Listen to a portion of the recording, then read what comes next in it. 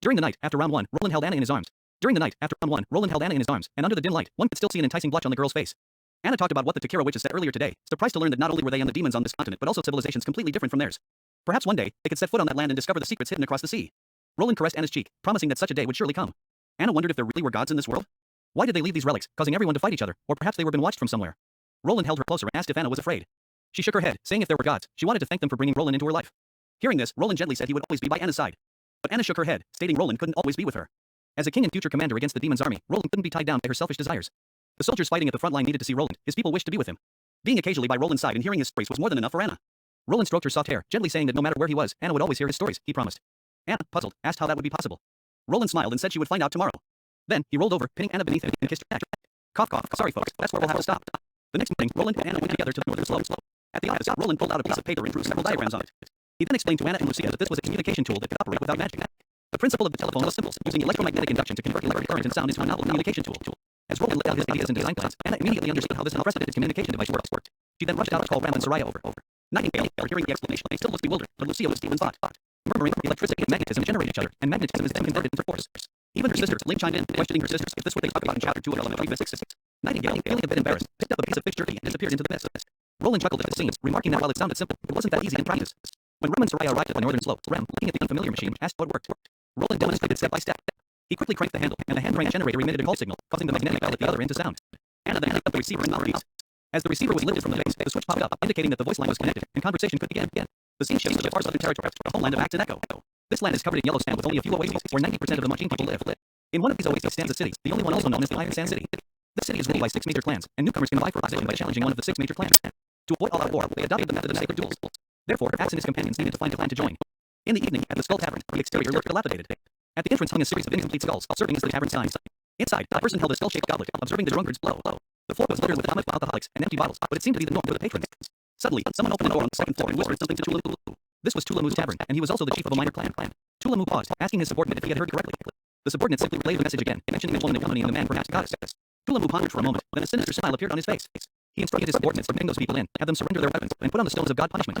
After finishing the wine in his goblet, Tulamu wiped his mouth and smiled, saying it looked like some entertainment had come his way. The visitors were 2 people, both draped in loose robes. Axe removed his hood, revealing his identity. Tulamu first expressed surprise and then laughed heartily, saying he never expected to see Axe again. Axe pulled out a chair for the person beside him before sitting down to face Tulamu directly. He calmly stated that Tulamu should know why he had come. Tulamu was aware, mentioning Axe's previous clan's disastrous defeat in the sacred duel. He shook his head, telling Axe he shouldn't have returned, as his enemies were now much stronger than before. Tulamu reminisced about his own ambitious past, but that was all years ago. Axe, undeterred, told Tulamu that he was quite worried that those people had been driven out of Iron Sand City. This is what exactly he wanted. Tulamu, looking at the man he hadn't seen in years, recognized Axe's desire for revenge but worried that he lacked the strength. Going out would be tantamount to suicide. Saying this, Tulamu turned his attention to the other cloak figure, instantly realizing that this was the goddess his subordinate had mentioned. Tulamu continued, saying that even if a goddess had joined Axe's clan, it wouldn't change the disparity between them. Most of the exiles from years ago were dead. What could Axe and one other person do? This was precisely why Axe had sought out Tulamu. 8 years ago, they too had been challengers, but they ended up as mere gatekeepers, also known as the guard dogs. Axe, with a composed expression, asked Tulamu if he never regretted seeing his own people become slaves to other clans. Tulamu wasn't mad, but rather burst into laughter, thinking there was nothing more amusing than watching a mad adventure on the path to destruction. He stood up and asked Axe if he intended to make this goddess beside him as a new clan leader and then initiate a sacred duel. Moving close to Axe, he laughed and questioned what benefit he would gain from it. Why would he let his people fight the other gatekeepers, only to welcome Axe and his companions into Iron Sand City? Towards the end of his speech, Tulamu's tone became more sinister. He demanded to know what benefit Axe could offer him to keep their movements a secret. In a whisper, he suggested that the other party might be very interested in tormenting a goddess who was once an enemy. Axe, however, did not react with anger as expected. It was even hard to notice any change in his expression. Axe placed a heavy hand on Tulamu's shoulder, smiling and advising him not to get too excited. He never expected Tulamu to defeat anyone. His cowardice from 8 years ago was evident, and his courage was probably less than his bold words. This clearly hit a nerve on Tulamu, but Axe continued, saying he was not here solely for revenge. This statement piqued Tulamu's interest. Axe spoke slowly and deliberately, saying he would challenge the 6 major clans and make the Aisha tribe the foremost among them. Tulamu could only think this was the idea of a madman. If they did as Axe said, they would need to continuously fight against the 6 major clans from the bottom all the way to the top of the rest. Such a dream is so wild that Tulamu instantly lost interest. Are they enemies with the entire Iron Sand City? The mere thought made him restless. To avoid getting burned himself, he shouted to capture Axe and his companion. Suddenly, several men, armed and each with a stone of God punishment, leaped out. However, they all heard a mocking chuckle. The next moment, the person beside Axe lifted her hood, revealing herself to be Ashes. Tulamu was shocked. This goddess was not one of their Munchkin Sand people. But before he could react, one of his men was punched in the gut, his body crashing into a nearby table. The others were punched through the wooden walls by Ash's powerful fists, falling from the 2nd floor to the 1st. The tavern erupted into chaos. More people, armed with weapons, rushed in, but Ashes effortlessly dealt with them, fighting with nothing but bare knuckles against their sharp blades. Tulamu stepped back and fell to the ground, puzzled why the stone of God punishment was ineffective against the goddess. Suddenly, a short blade was pressed against his neck. Cold sweat formed on his forehead as he yelled for everyone to stay out. Tulamu retreated to a corner, breathing heavily and trembling. Axe's tone remained unchanged as he asked if they could now have a proper talk. Tulamu shook his head, explaining that the gatekeepers here were supported by 2 major clans. They would soon be alerted, and now no one could escape. Axe showed no fear. He didn't care about the gatekeepers. Tulamu bit his lip, wondering about Axe's intentions. Observing Ashes beside Axe, he thought if Axe had such powerful strength, he could directly challenge the other clan, so why seek him out? Unless. He looked up in horror, thinking unless Axe had someone supporting him and that faction was not from the southern territory. Thus he needs the name of a clan to initiate a sacred duel. As this thought emerged, a sense of dread rose in Tulamu. Suddenly, two muffled thunders sounded outside the window. The sound was not exactly loud, as if coming from a distant place. Strangely, Tulamu didn't see any lightning streaks across the night sky. At the same time, a smirk appeared on Axe's face. Axe told Tulamu to listen carefully, telling him that the thunder had arrived. Vayner raised his telescope, gazing at the distant oasis. He shook his head, dissatisfied as the artillery shells had missed their target.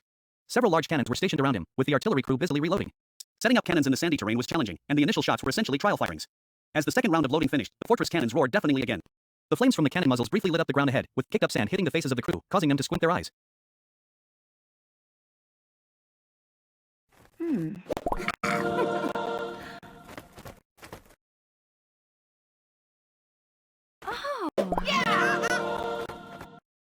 Squint their eyes. The gatekeeper's camp in the distance was now engulfed in cannon fire, and the watchtower near the tavern was precisely struck. Tulamu, witnessing the earth-shattering explosions, widened his eyes in shock.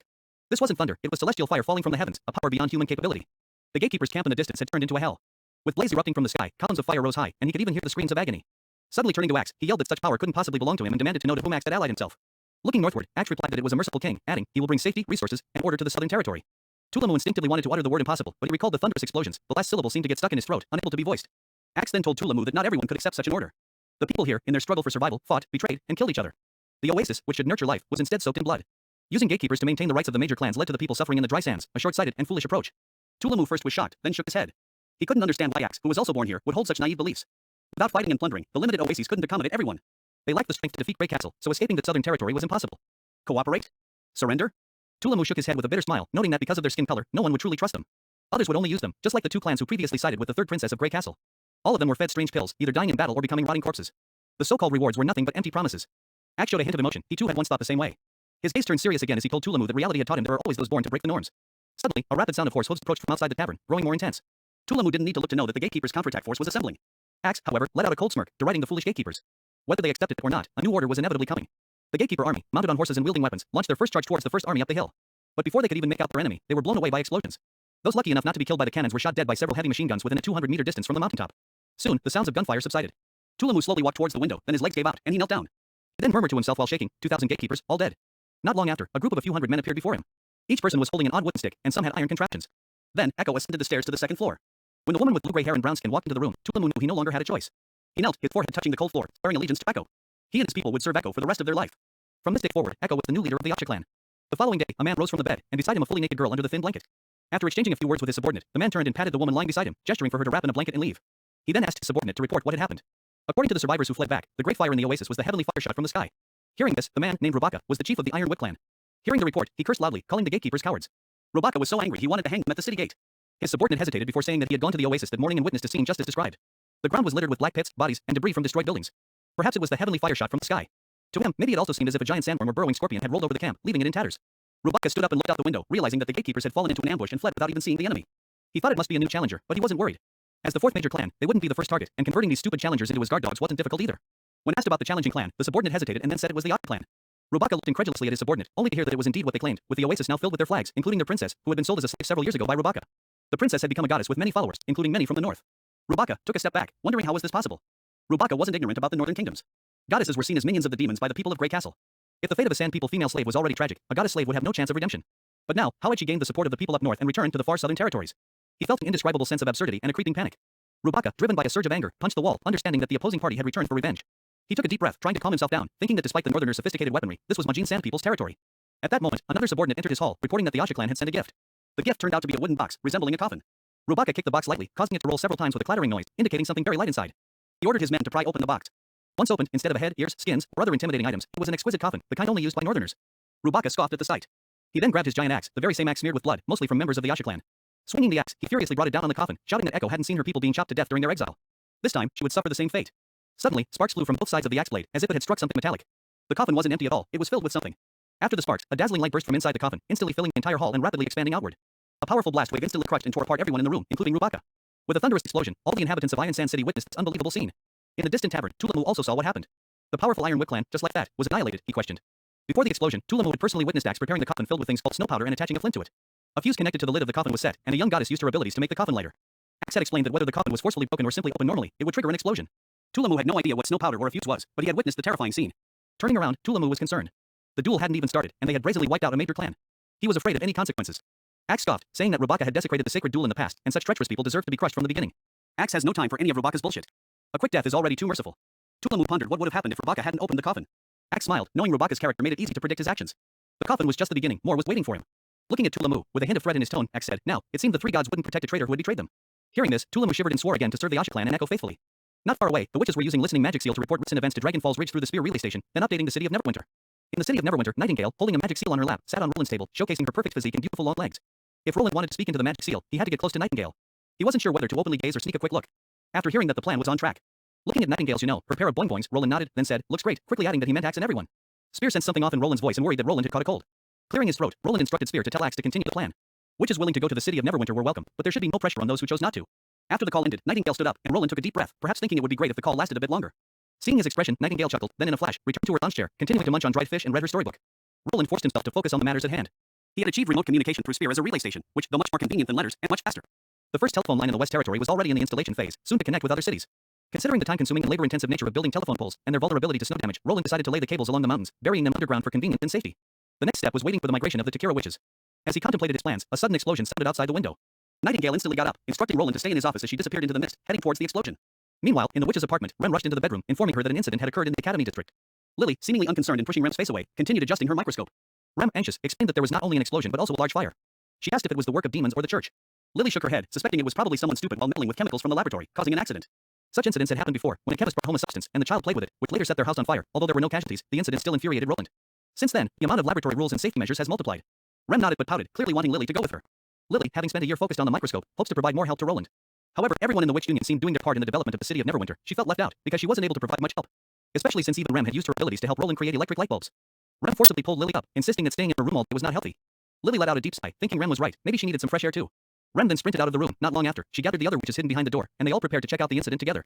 Evelyn, Summer, and the newly joined Witch Union members Amy, Vanilla, and Margie were also present.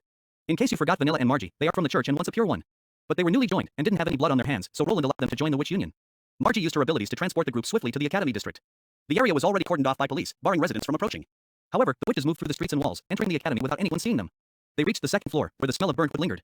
Following the scent, they quickly found the site of the incident, a classroom near the end of a corridor. The walls were cracked, extending to the floor. Rem circled the wall, and then it was Summer's turn. She stepped into the center of the classroom and activated her ability. As her magic surged, the damaged walls were restored to their original state, and the skewed chairs realigned neatly. The empty classroom filled with students, some sleeping on desks, others chatting in groups. Margie and Vanilla, witnessing Summer's ability for the first time, were surprised. Amy, also seeing it for the first time, showed no fear but admiration, exclaiming, "That's amazing." As they talked, Rem suddenly interrupted, drawing everyone's attention to a corner where several older-looking students had cornered two others. One student stood with arms outstretched in front of the others, while the other was cowering behind, seemingly terrified. The witches frowned, wondering if this was a case of bullying. Unable to hear the sound, but from the lip reading, it was evident that the argument was about the two-cornered students' origin. The taller and older students accused them of being followers of Timothy, demanding they go back to the Eastern Territory. A few taller students initiated physical aggression, pushing the student to be cornered. The situation quickly turned chaotic. The shorter student, who was a girl, kicked one of the aggressors in the knee, escaping the encirclement. Everyone began chasing her. Her agile movements surprised the witches. Amy instinctively clenched her fists, silently cheering for the girl. Vanilla expressed concern, noting that the girl's strength seemed too minimal. She also pointed out that attacking only one part of the body made it easy for opponents to anticipate and defend, which could be disadvantageous in a prolonged fight.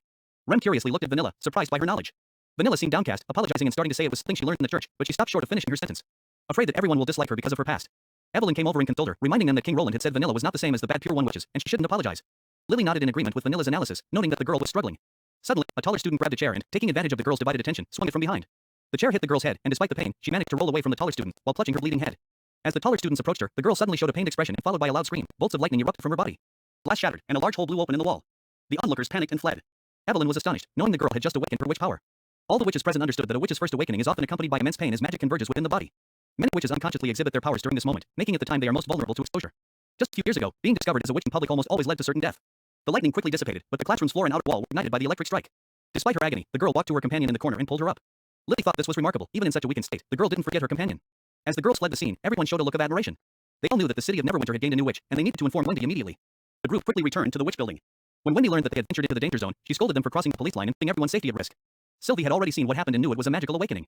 Wendy, still upset, looked very angry while asking them if they wanted to be punished for doing 3 sets of test questions, though she wasn't genuinely intent on imposing it.